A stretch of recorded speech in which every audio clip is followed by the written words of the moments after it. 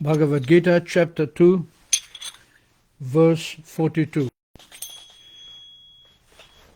Jaya Radha Madhava Kunja Bihari.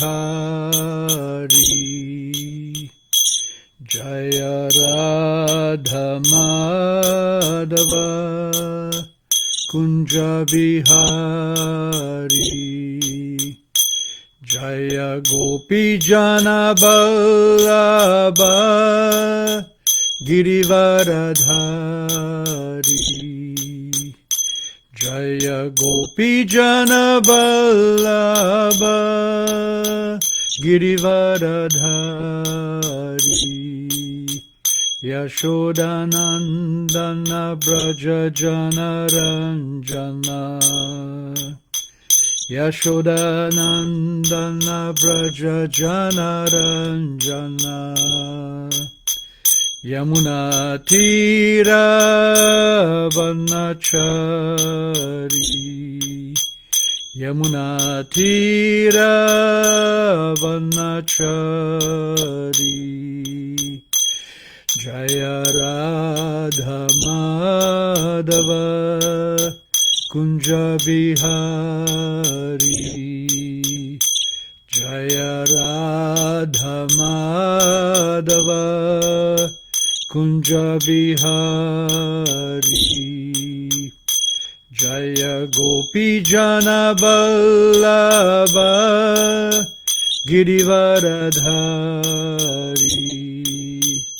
Jaya Gopi Jana Vallabha Girivaradhari. Yashodanandana Braja Jana Ranjana. Yashodanandana Braja Jana Ranjana. Jamuna Tira Vanachari. Yamuna Tira Vanachari. Jaya Radha Madhava Kunja Bihari. Jaya Radha Madhava Kunja Bihari. Jayam Vishnupada Paramahansa Paribrajakachaja Astotara Sata Sri Srimadesi Bhaktivedanta Swami Srila Prabhupada Ki Jai. Ananta Koti Vaishnava Vrinda Ki Jai. Namacharya Srila Haridas Thakur Ki Jai. Prem se kaho Shri Krishna Chaitanya Prabhu Nityananda Shri Advaita Gadadhar Shri Vasari Gaura Bhakta Vrinda Ki Jai. Shri Shri Radha Krishna Gopa Gopinata Shyama Kunda Radha Kunda Giri Govardhan Ki Jai. Shri Vrindavan Mathura Dham Ki Jai. Navadip Mayapur Dham Ki Jai. Jamuna Mai Ki Jai. Ganga Mai Ki Jai. Bhakti Devi Ki Jai. Tulsi Devi Ki Jai. Samaveta Bhakta Vrinda Ki Jai. All glories to the assembled devotees. All glories to the assembled devotees. All glories to the assembled devotees. Bhagavad Gita, chapter 4, verse 42. Tasmadagyana sambhutam ritstam jnana sinatmanaha Chitvanam samshayam yogam atishta tishta bharata. Tasmadagyana sambhutam ritstam jnana sinatmanaha Chitvasinan samshayam yogam atishto tishta bharata. Tasmad ajnana sambhutam ritstam jnana sinatmanaha Chitvaitnam samsayam yogam atishta tishta bharata.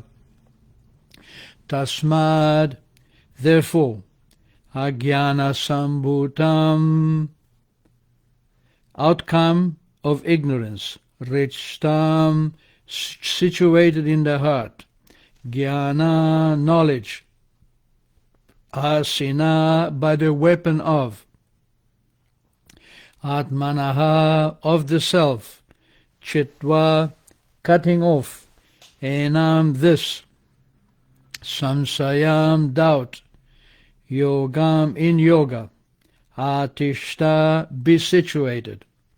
Uttishta, stand up and fight. Bharata, O descendant of Bharata. Translation and purport of Srila Prabhupada. Therefore, the doubts which have arisen in your heart out of ignorance should be slashed by the weapon of knowledge. Armed with yoga, O Bharata, stand and fight. Purport. The yoga system instructed in this chapter is called Sanatana Yoga, or eternal activities of the living entities. This yoga has two divisions, or sacrificial action. One is called sacrifice of one's material possessions, and the other is called knowledge of the self, which is pure spiritual activity. If sacrifice of one's material possession is not dovetailed for spiritual realization, then such sacrifice becomes material. But one who performs such sacrifices with a spiritual objective or in devotional service makes a perfect sacrifice.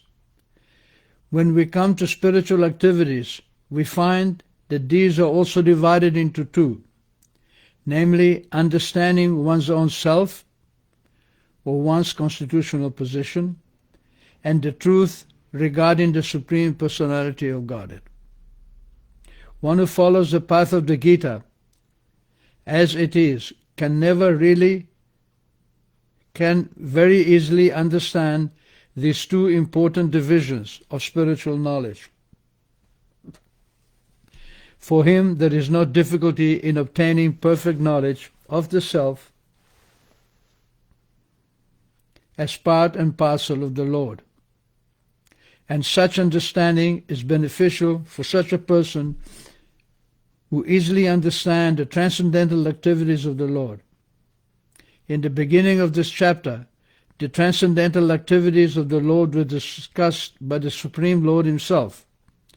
One who does not understand the instructions of the Gita is faithless and is to be considered to be misusing the fragmental independence awarded to him by the Lord. In spite of such instructions, one who does not understand the real nature of the Lord as the eternal, blissful, all-knowledge personality of Godhead is certainly a fool number one. Ignorance can be removed by gradual acceptance of the principles of Krishna consciousness. Krishna consciousness is awakened by different types of sacrifices to the demigods, sacrifice to Brahman, sacrifice in celibacy, in household life, in controlling the senses, in practicing mystic yoga, in penance, in foregoing material possessions, in studying of the Vedas, and in partaking in the social institution called Varnashram Dharma. All of these are known as sacrifice, and all of them are based on regulative action. But within all these activities, the important factor is self-realization. One who seeks that objective is the real student of Bhagavad Gita. But one who doubts the authority of Krishna falls back. One is therefore advised to study Bhagavad Gita or any other scripture under the bona fide spiritual master with service and surrender. A bona fide spiritual master is in the disciplic succession from time eternal, and he does not deviate from all the instructions of the Supreme Lord as they are impaired millions of years ago to the Sun God, from whom the instructions of Bhagavad Gita have come down to this earthly kingdom. One should therefore follow the path of Bhagavad Gita as expressed in the Gita itself, and beware of self-interested people after personal aggrandizement who deviate others from the actual path. The Lord is definitely the Supreme Person, and His activities are transcendental. One who understands this is a liberated person from the very beginning of the study of the Gita. Thus hence the Bhaktivedanta purports to the 4th chapter of the Srimad Bhagavad Gita in the matter of transcendental knowledge. Tasmad ajnana sambhutam ritstam jnana sinatmanaha chitvainam samsayam yogam atist otishta bharata. Hare Krishna. So, atishta otishta means to wake up from the dream of material life. Just like during the day, we are making so many activities, but when we sleep at night, we forget that identification and we become carried away by our dreams. In our dreams, we live a different life to the life we lead when we're awake. So there is awake life and dream life. Actually, on the path of self-realization, both of these lies a dream. There is only one reality, and the reality is that I am spirit, and I am eternally connected to the Supreme Spirit. This understanding can be obtained by the mercy of Krishna and the mercy of the spiritual master. And it can only be obtained in the human form of life. Therefore, all the acharyas, and especially Chaitanya Mahaprabhu, who appeared 500 years ago, he encourages us, he orders us, Jiv Jago, wake up, wake up. This is Gaurachanda. Gaurachanda Bole means Gaurachanda is calling out, wake up, wake up. Koto Nidra Jao Maya Pisachira Kole. How long are you going to sleep on the lap of Maya? What is this Maya? On the lap of illusion. What is this illusion? Aham mameti. Aham mama iti. This iti, everything you see, mama is mine. My body, my family, my land, my country, all this is illusion. It is a daytime dream. It has nothing to do with reality. Reality is that I have this independence. And if I use the independence correctly, I can connect with the Supreme Lord. Independence is very important. You know, even independence defines the reality of life.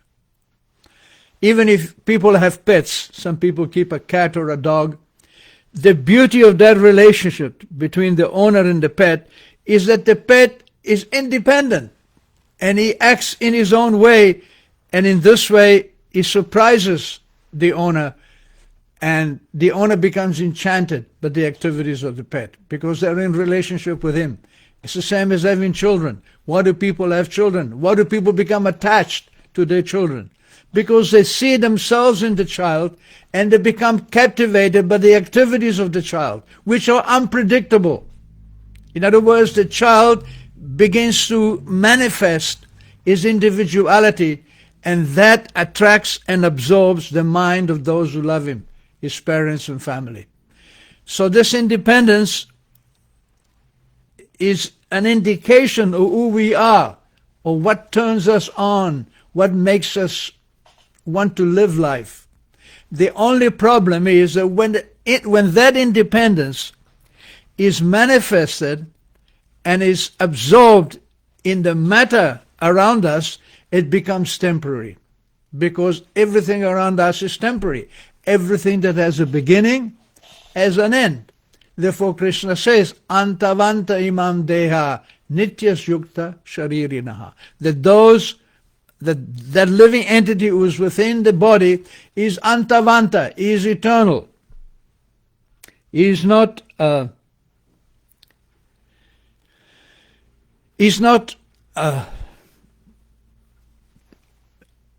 belonging to this material universe. any more than a man who is put in prison doesn't really belong in prison. The reason he's in prison is because he's misused his independence and has broken the laws of the government. He is causing a disturbance in society. Therefore, he is isolated in a prison so that he does not disturb further the social situation.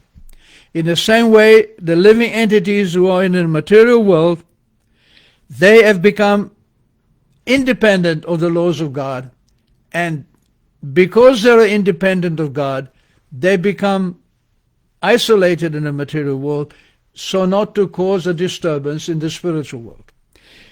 In the spiritual realm, there is Krishna and his intimate associates, his devotees, and they engage in a loving relationship. The definition of one who's living in the spiritual world is that he has no other thought than to please Krishna. There is no competition. There is no envy of one another, because the goal is Krishna. The definition would be how to become free from envy is to make the goal Krishna. If my goal is to make Krishna pleased, and your goal is to make Krishna pleased, then there is no competition. Because even if you become more expert than me at pleasing Krishna, even if you become more successful than me in devotional service, I don't become envious of you because I'm not competing against you. I am competing to make Krishna happy. And when I see that you make Krishna happy better than me, I become happier because Krishna becomes happy. Not me, Krishna. Therefore, Krishna says to Arjuna, you want to refuse to fight on this battle. You want to refuse to please me. You want to please yourself. But that is not the reason you've been created. Your very existence is meant to please me. Tasmad sarveshu kaleshu mad anushmara yudhyacha. Therefore, sarveshu kaleshu, tasmad, therefore, sarveshu kaleshu, and sarveshu all, kaleshu, time and space, mad anusmara, think of me, Krishna says, yudhyacha, and fight. Mayarpita mano buddhir, mam evaishaishi asamsaya. Thus, by my arpita, mano buddhir, your mind and intelligence, mano buddhir, my arpita, use it to worship me. My arpita means for my pleasure. Then the result will be mam evaishyashi asamsaya. You will come to me. You will come back to your original consciousness. Your original relationship with me will become automatically manifested when you forget your temporary relationship with this material world. This is the whole idea behind Krishna consciousness. And if you see, at the end of the Bhagavad Gita, Krishna says to Krishna that I've given you so many instructions. This is the purpose of studying Bhagavad Gita. It's not some coffee table exercise. Bhagavad Gita is not a book to give you pleasure. It's not some kind of sense gratification exercise to read Bhagavad Gita. No. The process of reading Bhagavad Gita is to understand, first of all, that I am spirit, and second of all, that I am eternally connected with God. And everything else, it is simply illusion. And how is it illusion? What is the definition of illusion? The definition of illusion is to separate anything from Krishna. When something is separated from Krishna, whether it's your work, your mind, your intelligence, your money, your family, when something is separated from Krishna, it becomes illusion, maya. Not this. This is not right. It's not correct, because nothing is separated from Krishna. Therefore, Krishna says, Yoga Yunjan. Yoga Yunjan means, yoga means to connect, and Yunjan means to bind. So to bind or to connect everything with Krishna is called Yoga Yunja. Yoga Yunjan Marashraya, Krishna says. Take shelter of me through the process of yoga. Nothing is separate from Krishna. We cannot renounce something which doesn't belong to us. Just like suppose you're walking down the street and you find a wallet full of money, and you pick up the wallet and you look at it. Now there are three possible actions. One action is you leave the wallet there, you don't touch it. Second action is you take the wallet and pocket the money. And the third action is you find out who is the owner of the wallet and you bring it to him. So in the same way, we take birth with nothing. We are born and we come into this world with nothing, and we find this whole world in front of us, just like a wallet, just like a huge manifestation of energy, of good, of matter, which we can use in three ways. We can try to ignore it. This is the Mayavadi philosophers. Na iti, neti neti, na iti, neti neti, na iti. A-E becomes e in Sanskrit Sandhi, so na iti becomes neti. Neti neti means it's not this, so it doesn't belong to me, it doesn't belong to me, it doesn't belong to me. But there is another. Who does it belong to? Who created this? Then if you read Bhagavad Gita, Krishna says that aham sarvasya prabhavo matta sarvam pravartate. Aham, from me, sarvasya prabhavo, everything is manifested. Mattaha, aham sarvasya prabhavo matta sarvam, sarvam means everything, pravartate, comes into existence. So Krishna is claiming, straightforward, very straightforward language, everything belongs to me. Who else can claim that? I cannot claim this. I cannot claim everything belongs to me, because when I die, whatever I have has to be left behind. And even when I'm alive, I have to fight like anything to keep and to obtain what I have. I have no power to say everything belongs to me. But here is just personality. Lord Krishna, in the Bhagavad Gita, who is a book beloved by the greatest of all mystics and philosophers for thousands and thousands of years, he is claiming directly, aham sarvasya prabhavo, everything is mine. Iti matva bhajante man buddha bhava samanvitaha. Those who understand that everything belongs to me, or Buddha bhava, they have a proper intelligence. So when we see the material energy, neither can we use it for our purpose, because it doesn't belong to us. And if we use the material energy for our purpose without considering who it belongs to, we become thieves. And if we become thieves, we remain in a prison house of the material world. We remain here, we take birth after birth after birth. Or we take this material energy and use it for the pleasure of He who has created it. Only today I was listening to one of Prabhupada's classes, and he was comparing Christianity to Vaishnavism. He said, in Christianity, we accept Krishna, we accept God as the Father. But accepting God as the Father means we make God our order supplier. I remember my relationship with my father was one way, always asking him, give me this, give me that. The child goes to the father, always asking for something. But in Vaishnava philosophy, we accept Krishna as our son, where we serve Krishna, where we take care of Krishna. Just like one of Krishna's most exalted devotees is Mother Yashoda. Krishna appeared as a son to accept a loving service. Mother Yashoda is always in anxiety to protect Krishna, not to take from Krishna. She doesn't go to Krishna to ask him, give me this, give me that, give me the other. No, she goes to Krishna, and Krishna must be fed. Otherwise, if I don't feed him properly, he will be weak. Krishna must be protected against the monkeys, against the bulls, against the birds, against fire, against water. So many things. She is always in tremendous anxiety. She practically has no peace of mind, because she is always thinking how to protect my child Krishna. So this is service. She is serving Krishna, not Krishna serving her. Krishna will accept this service from us if we give up this cheating mentality of trying to use him. Prabhus, even in a normal relationship, in friendship, or in love, or in family matters, the relationship is strong if it is based on truth.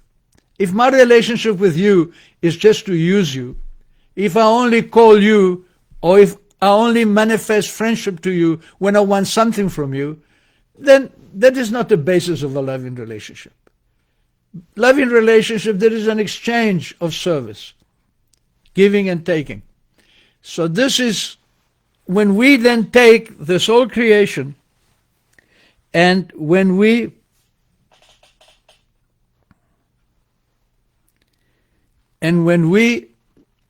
use this creation for the service of Krishna, this is the perfect philosophy of the truth. Because everything belongs to God, and as we use everything for the service of God, we become free from attachment. In the beginning, we have some faith, adho shraddha. The faith comes mostly when we become frustrated from material activities. Chatur vida bhajante mam, Krishna says. 4 kinds of people worship me. And they are called sukritina, or they are called pious people. Artha gignasur artharthi jnani. Artha means one who wants material benefits. Artharthi, one who is in pain, who is in trouble. Jnani, one who is in knowledge. Artha Gignasu, one who is inquisitive. So, any one of these 4 conditions, either we're in trouble, we pray to God, or we're inquisitive, we want to know more about life, we understand that there must be more than simply living in this life of birth, old age, disease and death. We, after all, hanker for eternity. We anchor for knowledge. We hanker for bliss, because we are Sat, Chit, Ananda. That is our nature. So sometimes it is revealed by Krishna in our heart. Sometimes something happens within our material existence. Sometimes it comes up from our subconscious of frustration of living in a material world. We become so frustrated that we look for something different. We look for some answer. That is called faith, adho shraddha. When we have some faith, then tata sadhu sangha. Then we look for association of other people who are interested. Sadhu sangha. What is a sadhu? Sadhu means one who is interested in truth. So we look for this truth. Then vajana kriya. When we find such a person, and we find such a person by the mercy of Krishna, who is the spiritual master within the heart, is the Chaitya Guru, and when he monitors, when he sees that we actually want some answers to these questions, then he sends along somebody to give you the answer, and that is the spiritual master. You don't have to look for the spiritual master. You have to look inside your heart, and Krishna will send you a spiritual master. This is the process. And once we have connection with the spiritual master, then we engage with him in a system called Bhajana Kriya. Bhajana means worship, means to serve, to ask questions, to be humble, in humility. Tadvidi pranipatena, pranipat. We approach a spiritual master offering respect, offering obeisances. Because why? Because he has something we want. So we want to satisfy him, so he will be pleased to give us that knowledge. And satisfying the external spiritual master at the same time satisfies the internal spiritual master. You cannot make a show of satisfying some spiritual master and keeping some hidden agenda within your heart. No, because the other spiritual master, the original spiritual master, the Chaitya Guru Krishna, knows what you're thinking. He knows what you're acting. He knows everything about you, so you cannot cheat. Therefore, sincerity is necessary. So pranipat. And then pariprashna, to ask questions. Who am I? What is the purpose of my life? Why am I suffering in this material world? I don't know these things. Please tell me, what is the purpose of life? That is called Paniprasnena, to ask, and then sevaya, service. We are enjoined to serve a superior person because that is our nature. The whole life moves around this activity of service. By service, we make progress. By service, we receive knowledge. We receive benefit from others. What to speak of a spiritual master. So this is the end of the 4th chapter of Bhagavad Gita. On Friday, we will start on the 5th chapter. This 4th chapter is very important. Transcendental knowledge, knowledge of the spirit, and knowledge of our relationship with Krishna. So we have some comments from Mandi Priyor. Good evening. Hare Krishna. And Vrishnivansa Prabhu. Dandavas, all glories to the assembled devotees. Make Krishna happy, always surrender to Krishna completely. Correct. Krishna gave me Guru, ACBS, AC Bhaktivedanta Swami Prabhupada. Never forget. Thank you very much, Prabhu, from Mandi. Thank you, Prabhu, for participating. And we will see you on Friday. Hare Krishna.